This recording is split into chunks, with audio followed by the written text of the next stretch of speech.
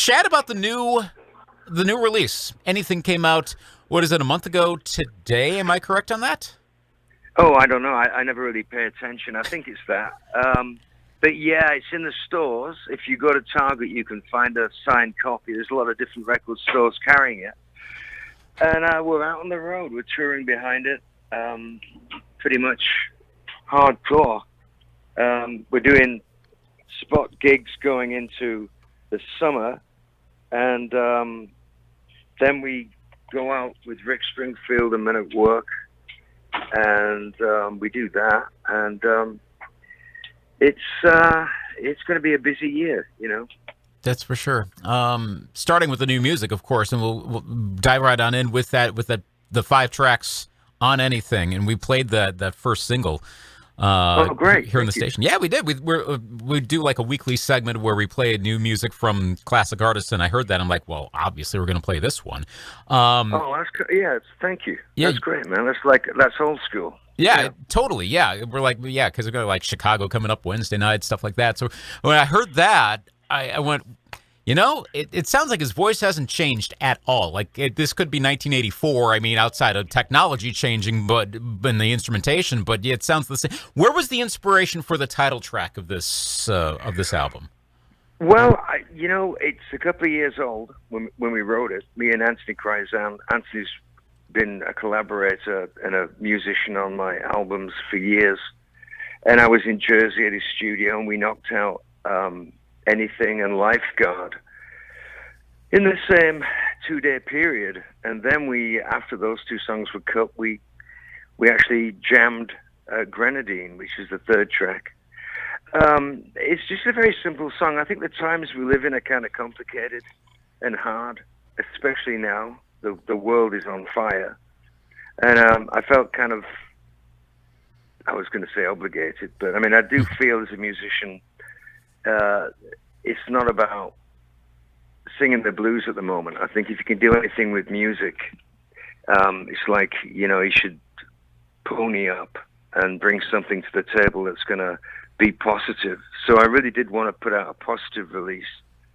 The reaction has been surprising. Everybody says, whoa, this is really great. It's the John Waite we know. And it's like, okay, But it's just another aspect of what I do. There's some of the dark stuff on there, but Anything is really just a very solid, simple, direct message with what I think is a pretty good melody, Mm-hmm. Did you set out to record an EP in the first place, or was just let's see what comes out? Was it out? What was the intention when you went in to record new music?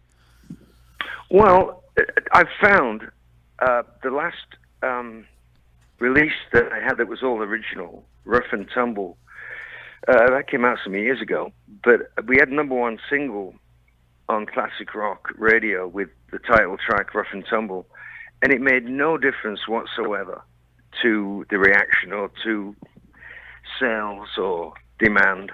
The business has changed so much that you release a record and it's gone in like a week. People have moved on to something else. And it can be sort of intimidating trying to put out an album of like 10, 12 songs because people have a short attention span these days, And I know the EP thing works for me. I love it. The pressure seems to be off. It's sort of like you get the cream of what you're writing. There's no B-sides. You just really go for the throat. And it's the same effort, really. It's just that it's more direct. It's like instead of writing a paragraph, you write a sentence, Mm-hmm. You said Anything and Lifeguard both kind of came out at the same time. Grenadine comes in jam-wise. And then there's 2 more tracks, and there's a good amount of meat to these. They keep going on, extended guitar solos. Darling and Masters of War, how did those 2 songs come about? Well, I was sifting through some DAT tapes. Can you believe it? I mean, I had to get the DAT machine to work. But I was looking to see what I had, if I could just go in the studio and bang something out. And I found the framework of Darling. And I liked it. It was unusual, and it was right next to downtown. which is one of my more darker, from Temple Bar. It's one of my favorite songs. So I knew it was from a period that was a long time ago. But I reconstructed the song, rewrote the lyric completely, and went in the studio and tried to get it to work. And I spent maybe 2 or 3 weeks on that one song. I've never done that in my life before. And NeilDorado, I went to Neil and said, man, I can't get this thing to really sit. And he put in a great keyboard part for the chorus. And, all my friends came around and kicked in something to get it to work. It was quite great, really. It was like seeing old friends. But Masters of War, I cut that when I was actually on tour with Neil. And it was 9/11, the anniversary, and I wanted to do something to show some sort of recognition of it. And we came out in the encore and played Masters of War with the full band, and Neil joined us. And I thought it was just a tremendous message, in the times we live. It was written when I was about 13 or 14, and it's still relevant, which is kind of upsetting. And I went in the studio and cut that, and I suddenly had 5 songs. So, I'm the guy that makes it. It's very hard to describe what I do. That's probably why I write music. You would probably put your finger on this more than I can. But I do know that it's a strong release, and I know we're going out on a fairly endless tour. I'm right in the middle of it, and life is good. The music's good too.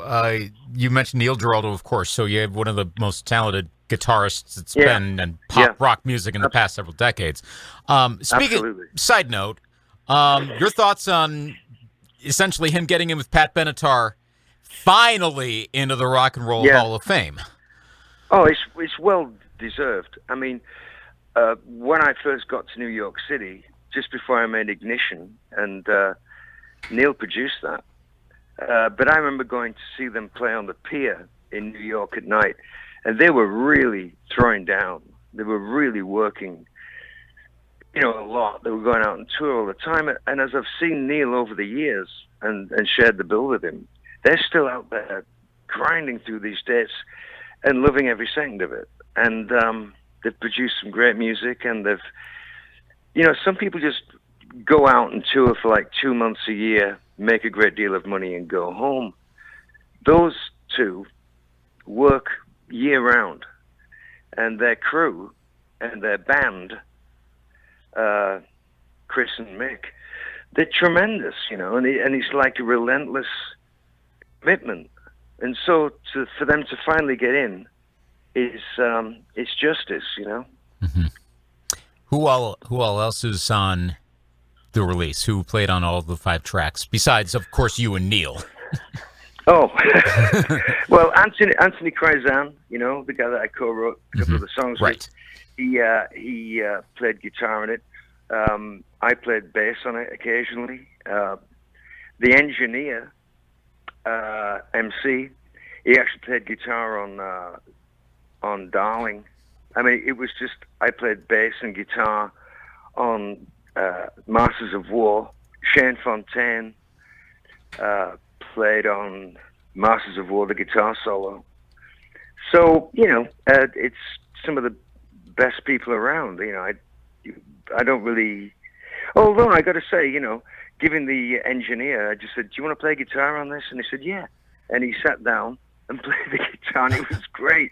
And none of us could get it right. And he just picked it up, and just in one take, there it was. It was like, oh, man.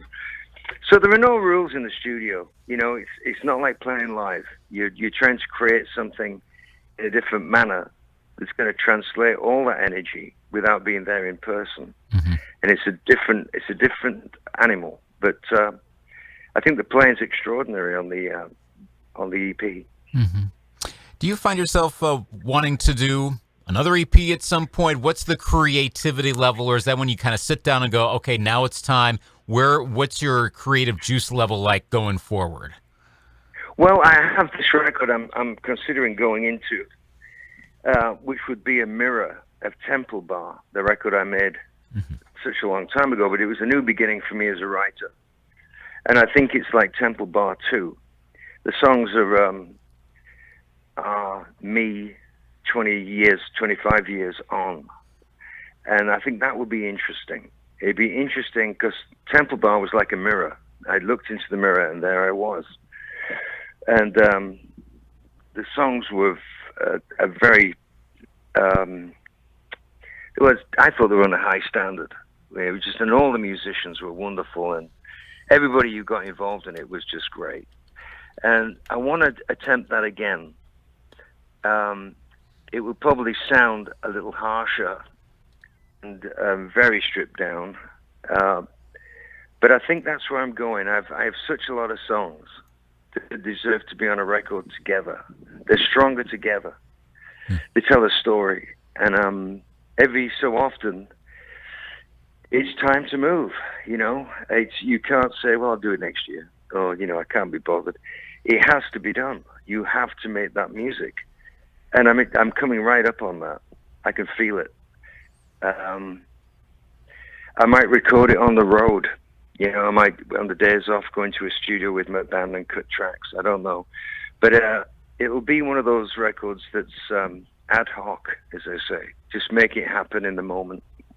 I remember hearing "How Did I Get By Without You" on the radio here in Eau Claire back when that album came out. So it'll be that's a nice choice for kind of a successor, if you will, a part two to hear how that turns out whenever it does come out. Yeah, no, I actually thought that Anything is a twin to How Did I Get By? Yeah, and it could have, really, you know.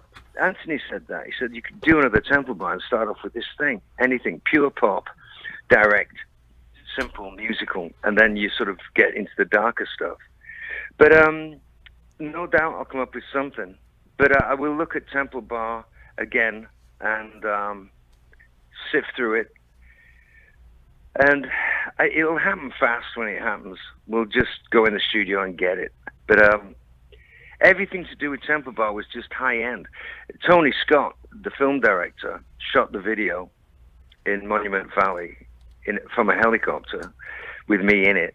And, you know, everybody that was involved was just a real artist. You know, the engineers, everybody. You know, Mike Shipley, the great producer, engineer, he worked on that. It was just one of those things that happens every so often that you just don't know how it happens, but it'll be hard to do, but I'm really looking forward to giving it a shot. When you go on tour, obviously solo dates, but then you got the Rick Springfield Men at Work dates, combining with all of the hits, the well-known songs, deep cut, whatever, fan favorites, etc., you would more ordinarily choose to perform. How many of the Anything tracks do you anticipate putting into the live set this year? That's good. That's a good question. I mean, I said to Rick the other day, I said, look, you know, maybe we should all put some new songs into the set. And he said, well, that's when everybody goes and buys a hot dog. But I like that. You know, I like throwing things in and seeing what the audience is going to do. I mean, there's nothing to lose. You know, they've come to see you. So I think to play something new would be great. My band and everyone at radio seems to think that Grenadine is the one. You know, so it shows you what I know. I don't know. I'll probably include a couple of songs from the new release just to see where it goes. But you have an obligation to the public to sort of play Missing You, you know, and maybe play, you know, Head First or any of the Babies hits. You know, there's such a lot of songs. No kidding. I look at it myself and scratch my head. I have no idea how I managed it, but there's such a lot of songs, and people want to hear those songs. But you do want to give them something new. So you try and work a set out that everyone can live with, you know. Uh-huh. How did you get on this particular tour? I don't know. I honestly don't know. I think Rick rang up and said, do you want to go? And I said, yeah, all right. You know, it was that simple. I'd given it some thought. I gave it a couple of weeks, and I was just like, well, do I want to go on a major package tour like that? But you would be playing probably to a very large amount of people. And I've always got on well with Rick. I mean, I've known him for ages, you know. And it seemed like a fun thing to do. But I got the call, and we worked out a budget and thought, well, yeah, we got the new release. There's no excuse. You should go, So that's how it happened. There was a discussion you, Colin Hay, Rick Springfield had. I can't remember if it was that Ultimate Classic Rock or where I was reading, and you were talking about interesting music video stories. And you were mentioning the one on being up high on like the mesa, and I think it was for In Dreams or whatever it was from the 90s. Yeah, and like, wow. Okay, I'm going to flip the question. What was your most, I guess, not that was not a favorite music video memory, but what's your favorite video memory or production, whatever, where you're like, wow, that was a really cool thing I just did, regardless of how, whatever the commercial element of it was? Well, Bad English did Forget Me Not, and that was a big budget video. It's like, I think, $200,000. It was ridiculous. We went to England, and we shot it in this ridiculous soundstage, like a wood.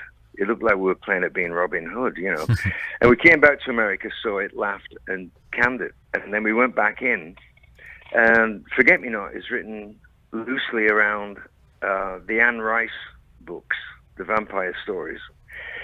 And it got storyboarded, and we found a girl that looked sort of like something out of the pre-Raphaelite era, and we shot that. But that was like a 24-hour non-stop shoot, and there was a tremendous amount of production went into it, and different setups, and it was really involved. But it was a really spectacular video. It cost God knows how much, but it was worth it to me. I thought it was fantastic. Video budgets are a little different nowadays. I mean, there's occasionally... I would say so. Yeah, and occasionally you get the big one, but by and large, it's much smaller, but it's also arguably easier to do. If you were to do a video for one of these songs, if anything, or Grenadine, and it's interesting you mentioned the Grenadine's getting some reaction, because that's the one that kind of... The essence of maybe it's the color that sticks, whatever, but it's sticking in my mind a little more, so there might be something to that. But if you were to do a video today, what would be your ideal to do for one of these songs? Well, I think Grenadine would work. I really do. I think the other stuff, I think, would come off. There's nowhere to really go. The lyrics are so self-explanatory. To put images behind them like Darling, that would be too much. And Masters of War, you don't need the visuals. That's Bob Dylan. But I think Grenadine would work. Very loose, black and white, late night, kind of cocktail bar, streets of New Jersey, kind of streets of old New York. I think that would be like open to being a movie, that would be, because of all the things, the color of Grenadine in Your Kiss, it's the color of Grenadine I seem to miss. The whole thing could be in black and white, apart from the color of Grenadine, which might be flashed into it, That could be a little piece of art, and it wouldn't cost a fortune. All right. Maybe we'll see that at some point. I don't know. That'd be maybe we will. Maybe I'll be keeping my eye on YouTube at some point. Well, this has been a fun chat. It was a good EP to listen to. I've listened through it a couple times, and we'll look forward to more coming from you in the future. John Waite, anything, go listen to it. Oh, and did I see correctly singles coming out later on this year? Yeah. It's going to be a big year. Apart from the touring, there's a documentary coming out. A full-scale documentary on my life that's going to be picked up sooner or later by one of the majors, and that'll be on your cable TV. And there's a very extensive greatest hits that'll be out for the Rick Springfield Men at Work tour. There's so much going on. If you want to get a signed copy of anything, you can go to John Waite Worldwide. There's T-shirts, artwork, signed lyrics. And all the CDs signed. Or you can go to Target, and it'll be in Target if it's not in now. It's in the stores. It's not just one of those things you put out and sell it off the internet. It's going to be in the stores. It should be now. So, but that's really all I can do. That's it. And there is a lot of that. That's good content. John, thanks for taking some time to chat today. Best of luck on all the touring and everything that's more to come, and we'll hear more from you coming down the road. Well, thanks for spinning anything. That's really cool. You're quite welcome. Anytime. We're always looking for the new music. So thank you very much, and take care.